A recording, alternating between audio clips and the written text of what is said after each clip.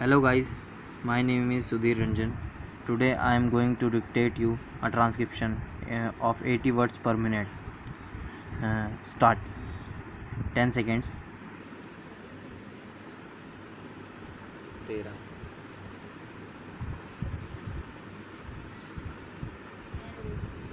Start. Mr. Vice Chairman, sir, this year the President's address given to the Parliament gives a well conceived, well prepared picture of the nation. I rise to support the motion of thanks which has been brought before the House by Shri Kulkarni.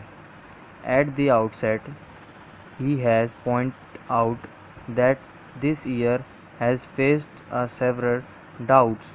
Then he pointed out to the danger of internal and external forces that remind us the secessionist tendency, the terrorism that is prevalent in a very serious form in northwest and northeast frontier of the country. This really requires attention of not only the government but of all the people of all the political parties existing in different parts of country. In his speech, he tried to remind us the promises made in our constitution. It is our sacred duty to see that those parties are fulfilled.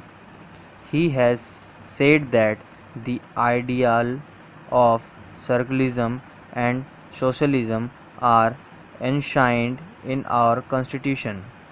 These values have to be upheld, and above all, integration of the nation is also to be upheld.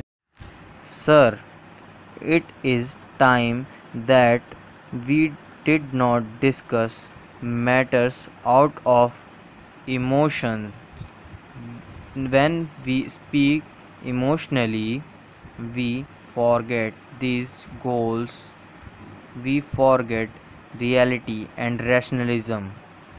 Sometimes it is necessary to see that healthy criticism is there. It is required in a democracy to rectify mistakes of a government. It is a welcome feature, but when we speak emotionally, we forget these fundamental facts, and obviously we commit mistakes. Here we should remember that we are speaking in the highest supreme body of nations. When we see the future of nation, and when we are discussing all these things in this house about the goal of the nation, about the development of the national life, the whole world is watching us. So this factor has always to be kept in mind. Now, coming to the second point about the external dangers, we know of the terrorists in the border states. Sometimes they are assisted by certain outside power who are not happy with our development. Sometimes they are provided with the latest weaponry with utilitarian motives. These things have been discussed in the House, and they need not to be repeated here. But we cannot be blind to ourselves. We have to look these aspects. Many of the honorable members have made a mention of these things, and we must be prepared for everything. Sometimes they are supplied with sophisticated weapons. Superpowers are helping them. So we must careful and watchful. Another things is about the secessionist tendency supported under the cover of religious fundamentalism abated by foreign agencies. This must curbed. That is the greatest danger in our country today.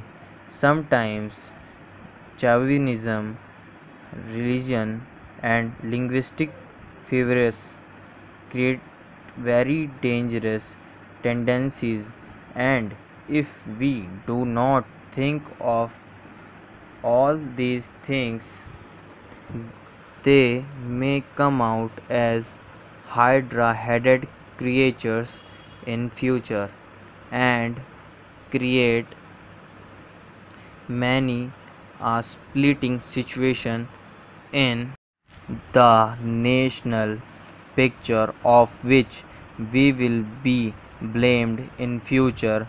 However is in power, it is the responsibility of all citizens, all political parties to look into these factors which have been rightly pointed out in the President's address.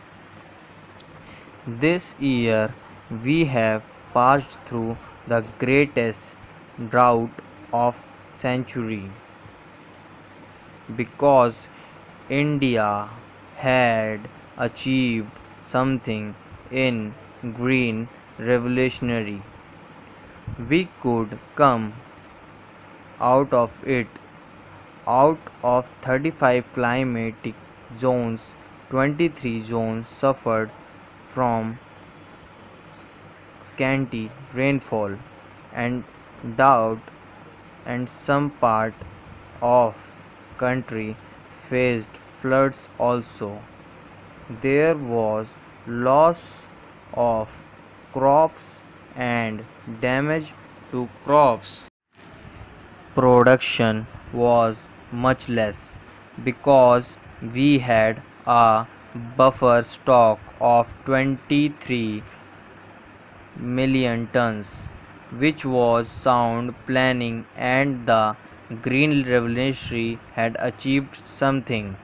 The country could face this difficult situation. At the same time, many honorable members have brought out in the House that the Kisans are unhappy. They are vibrating with new ideas, new expansions of rising expectations. What are their problems? Anybody who goes to the village comes to know that the balance of trade or the balance of economic situation is not in their favor. The prices are rising and they are not getting justice. That is their feeling. Still worse is the plight of small and marginal farmers. The government is spending a lot on subsidies for food sufficiency by way of subsidized fertilizers and other things, but their share is much less. The dryland farmers and the small marginal farmers have to be distressed sales because in our country there is no proper marketing organization to help them. Unfortunately, we had thought that the cooperative would develop, but they have not developed, and the marketing agencies have not developed. So they are the worst sufferer in this situation of rising prices. The other sector enjoy a favorable position they can command and the economy. The farmers are very discontented, for which we have to take proper precaution. That is what I want to submit through this honorable house to the government.